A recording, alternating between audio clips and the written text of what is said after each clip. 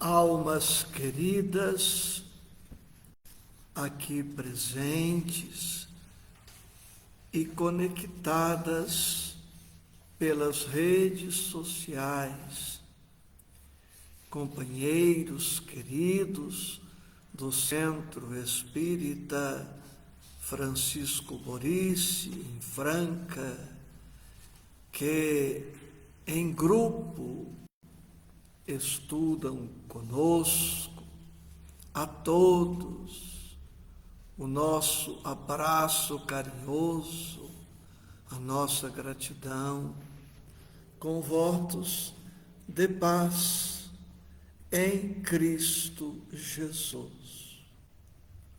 Estudo do Evangelho segundo o Espiritismo.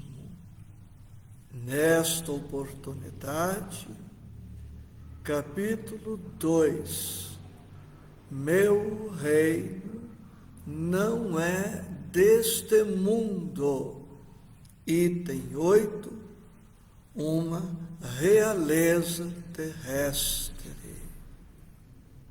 Meu cumprimento aos amores Mima, Roselina, Solange, Cristina Claro e a todos os demais. Mana Rosa, como sempre, fiel em nossos encontros. Sandra Matos, que bênção! Meu reino não é deste mundo. Este o título do capítulo 2 do Evangelho segundo o Espiritismo. Este capítulo nos chama a atenção para valores, princípios, informações da maior significação para as nossas vidas. Com este capítulo, aprendemos que não devemos nos dar totalmente por satisfeitos com o que os nossos registros físicos, o que os nossos sentidos físicos alcançam. No universo há muito mais do que conseguimos captar através do olhar, da audição e de todos os nossos sentidos físicos. Mesmo a criatura mais sensível, mesmo a pessoa com um grande potencial mediúnico, registra uma ínfima parcela do infinito que existe. E o que ocorre é exatamente isto. Pensamos em nossa miopia, em nossa cegueira espiritual, que tudo o que vemos é tudo o que existe, que tudo o que conseguimos ouvir é tudo o que existe. Mas, em verdade, o que registramos é uma parte muito pequena do infinito universal. E a criatura se apega muito ao pouco que registra e, com isto, perde a oportunidade de alargar horizontes, de perceber esta vida que estua, que palpita para além dos nossos sentidos físicos. Somos como aquele inseto que vive em uma caverna e pensa que o universo é somente aquela caverna. Ou somos semelhantes àquele pequeno peixe de uma pequena lagoa que pensa que a vida toda se circunscreve àqueles limites. É o célebre mito da caverna, escrito e concebido pelo filósofo Platão, mais ou menos 400 anos antes da vinda do Cristo. Nosso Senhor Jesus Cristo veio para alargar os nossos horizontes, para dizer-nos que a vida é muito mais do que o nosso sensório consegue registrar. Ele veio dizer-nos que há uma vida transbordante, abundante, para além dos nossos 5 obtusos sentidos físicos.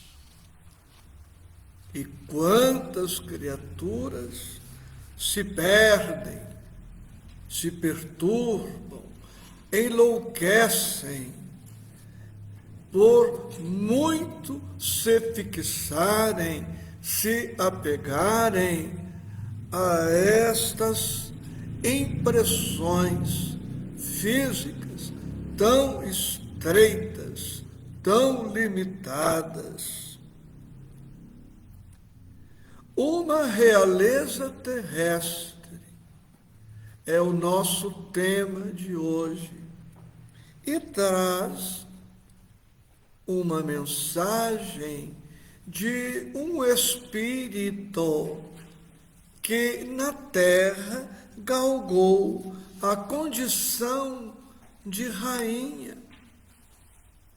E como rainha, nos tempos antigos, orgulhosa, egoísta, prepotente, soberba, arrogante, apegada, dominadora, escravocrata, exploradora, e ela, com este perfil, imaginava-se o máximo. Mas, ao desencarnar, ela descobre a vida verdadeira, estas outras formas de manifestação da vida que, enquanto encarnada e na condição de rainha, não conseguiu detectar, pressentir, perceber. E eu vou ler parte do seu depoimento, que por si só, é uma advertência grave para todos nós. Fátima Luiz, Rosani, Renata, Rosa Marquezine, boa noite, amores, com gratidão e paz para todos nós. Vamos à mensagem. Diz a ex-rainha: quem melhor do que eu pode ou pôde compreender a verdade destas palavras de nosso Senhor? O meu reino não é deste mundo. O orgulho me perdeu na terra. Quem, pois, compreenderia o nenhum valor dos reinos da terra, se eu o não compreendia? Que trouxe eu comigo da minha realeza terrena? Nada, absolutamente nada. E como que, para tornar mais terrível a lição, ela nem sequer me acompanhou até o túmulo. Rainha entre os homens, como rainha julguei que penetrasse no reino dos céus. Que desilusão, que humilhação, quando, em vez de ser recebida aqui, qual soberana, vi acima de mim, mas muito acima, homens que eu julgava insignificantes e aos quais desprezava por não terem sangue nobre. Oh, como então compreendi a esterilidade das honras e grandezas que com tanta avidez se requestam na terra.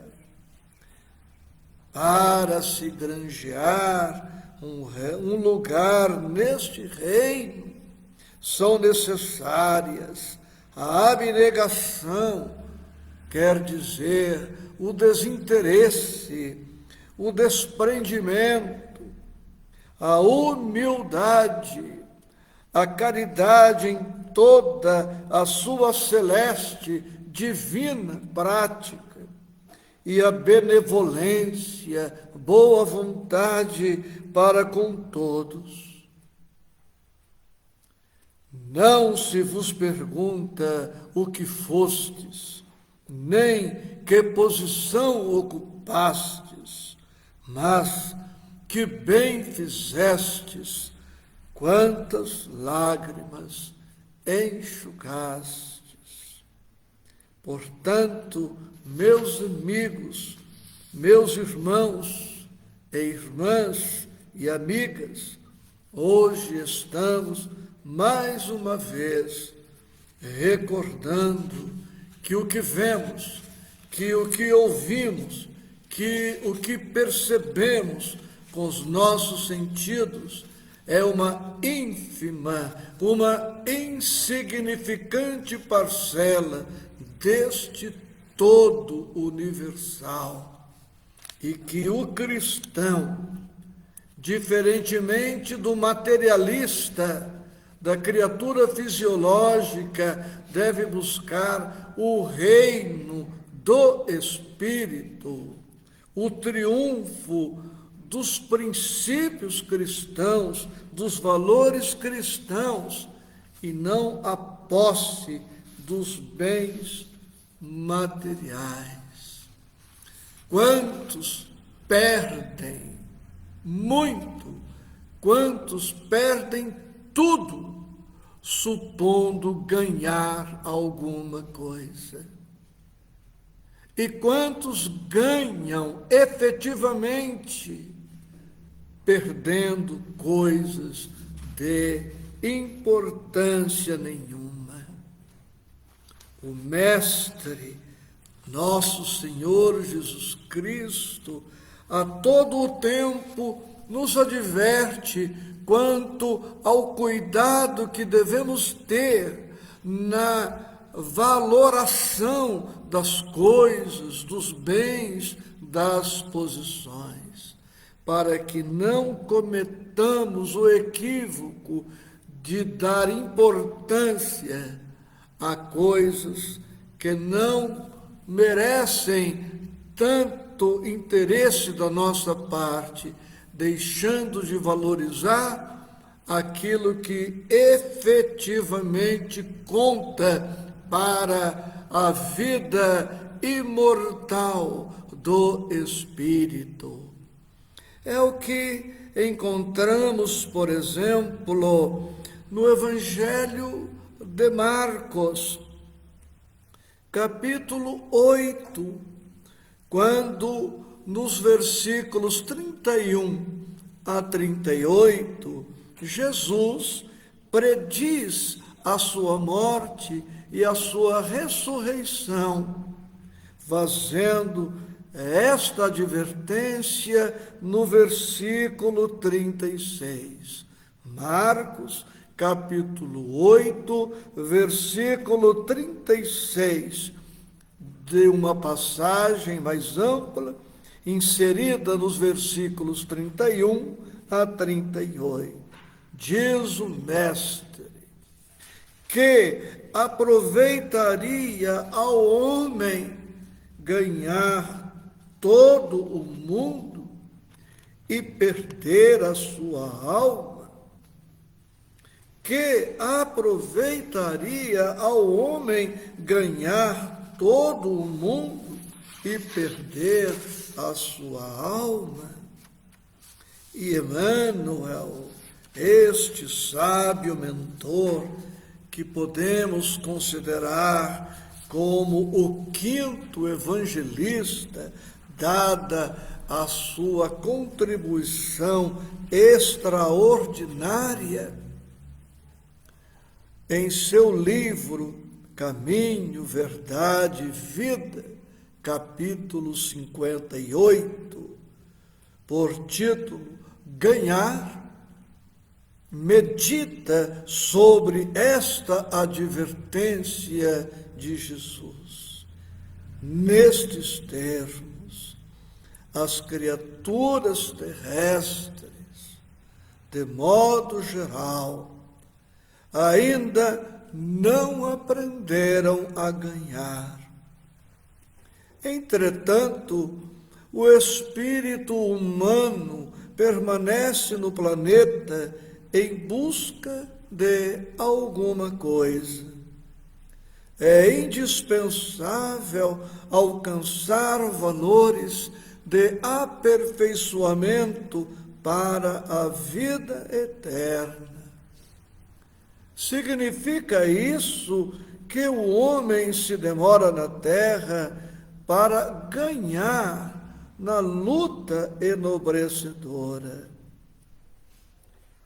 Se teus desejos repousam nas aquisições factícias, relativamente a situações passageiras ou a patrimônios fadados ao apodrecimento, renova, enquanto é tempo, a visão espiritual, porque de nada vale ganhar o mundo que te não pertence e perderes a ti mesmo indefinidamente para a vida imortal.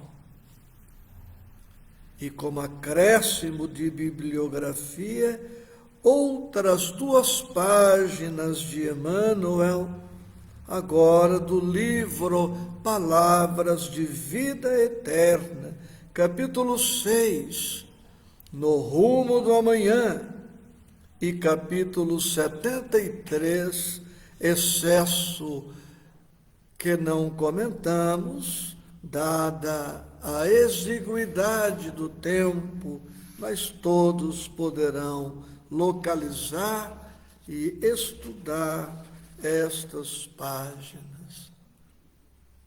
Vemos mais uma vez o que para nós os espíritas não é novidade, que ao desencarnar, ao abandonar o casulo orgânico, o espírito preserva a sua vida, que é imortal, preserva a sua personalidade, a sua individualidade e continua submetido à justiça divina, à lei de causa e efeito, e certamente colherá e colhe na pátria espiritual o resultado de suas escolhas, de sua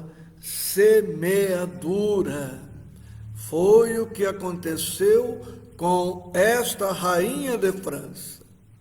Ela sofre no mundo espiritual não por ter sido rainha, mas por ter sido uma rainha orgulhosa, egoísta, vaidosa, prepotente, arrogante, que se acreditava superior a toda gente. Tivesse ela, na condição de rainha, buscado os valores do espírito imortal, tivesse como rainha valorizado os princípios do Evangelho e servido a comunidade, amado o próximo, ela teria colhido os resultados de suas escolhas saudáveis.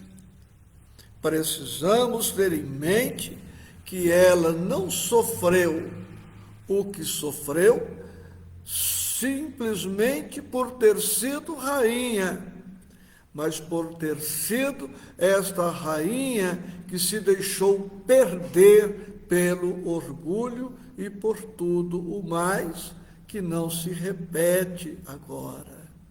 Como também há pobres, materialmente falando, que colherão o resultado do seu orgulho, do seu egoísmo, porque o Evangelho não é contra a cultura, não é contra a fortuna, pelo contrário, o Evangelho estimula àqueles que possuem talentos especiais que disponibilizem estes talentos a benefício dos seus irmãos de humanidade. O apóstolo Paulo, aprofundando-se na mensagem evangélica, tinha muito claro isto, que o Espírito haveria de colher o resultado do seu modus vivendi. Como ele anotou na sua segunda carta aos Coríntios, capítulo 5, versículo 10. Porque todos devemos comparecer ante o tribunal do Cristo, para que cada um receba segundo o que tiver feito por meio do corpo, ou bem ou mal. Repetindo, para fixar, Paulo, segunda carta aos Coríntios, capítulo 5, versículo 10. Porque todos devemos comparecer ante o tribunal do Cristo, para que cada um receba, segundo o que tiver feito, por meio do corpo, ou bem ou mal. E, à luz da doutrina espírita, dizemos que este tribunal está em nós mesmos, o tribunal da consciência, desta consciência que é Deus em nós, esta consciência incorruptível, que no momento oportuno despertará e nos chamará a contas. Não encontraremos na pátria espiritual nenhum promotor de justiça, nenhum juiz de direito, nenhum delegado de polícia exigindo, cobrando, culpando, condenando. Em absoluto, nós mesmos seremos juízes severos em causa própria, porque a consciência não se permite corromper.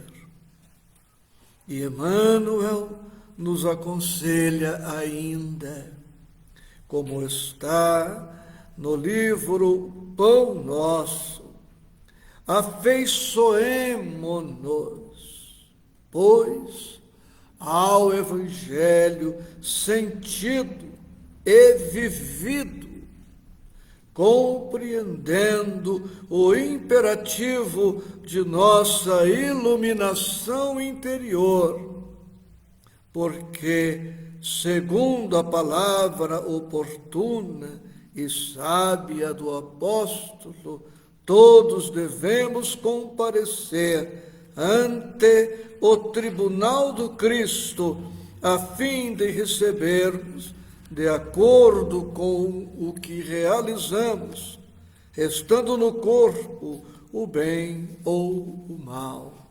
Está na introdução do livro Pão Nosso.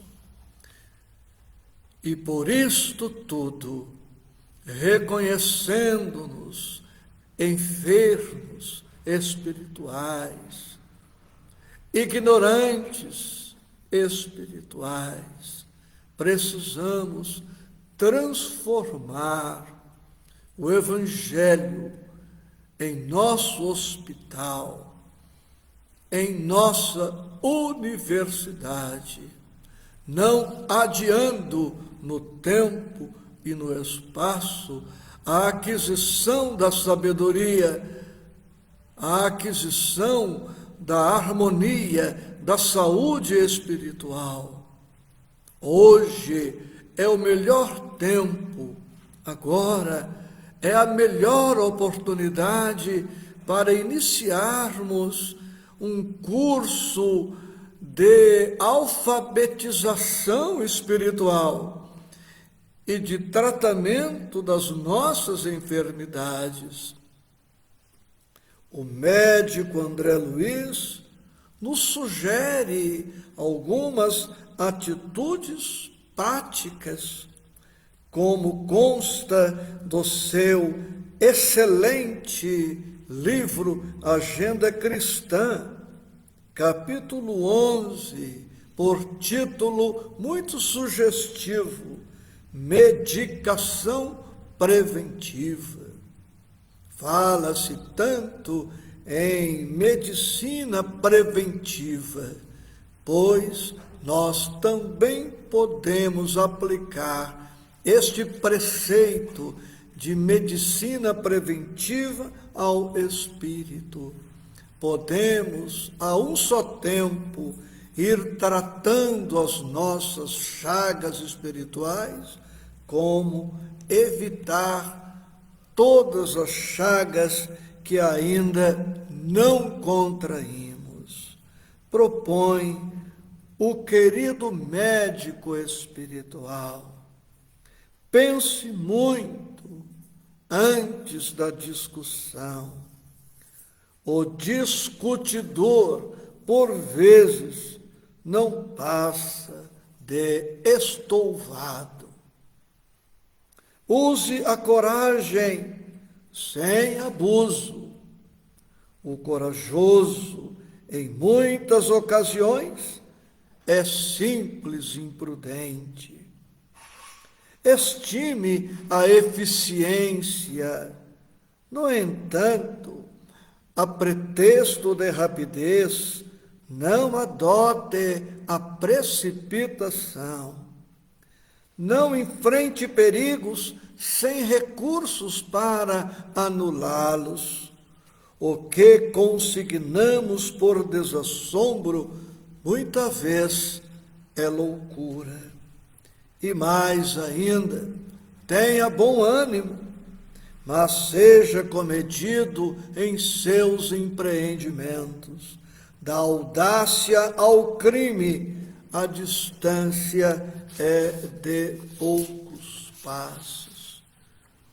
E o mesmo querido médico espiritual, no seu livro Nos Domínios da Mediunidade, capítulo 1, por título Estudando a Mediunidade, nos recorda que estamos no limiar da era do Espírito. Espírito este que precisa ser cultivado.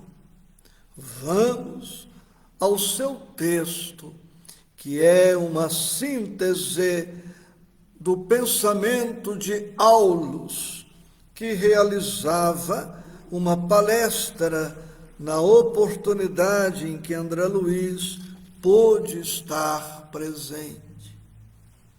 Aproxima-se o homem terreno da era do Espírito, sob a luz da religião cósmica, do amor e da sabedoria. E, de certo, precisa de cooperação, a fim de que se lhe habilite o entendimento. E ele prossegue, recordando o caráter educativo, regenerativo, transformador do Evangelho, trazemos o magistério maravilhoso de Joana de Ângeles, do seu livro Momentos de Alegria, capítulo 11, quando ela nos propõe: permanece em serenidade. A terra é, sem dúvida, diz a mentora querida, um hospital, escola de provas e expiações.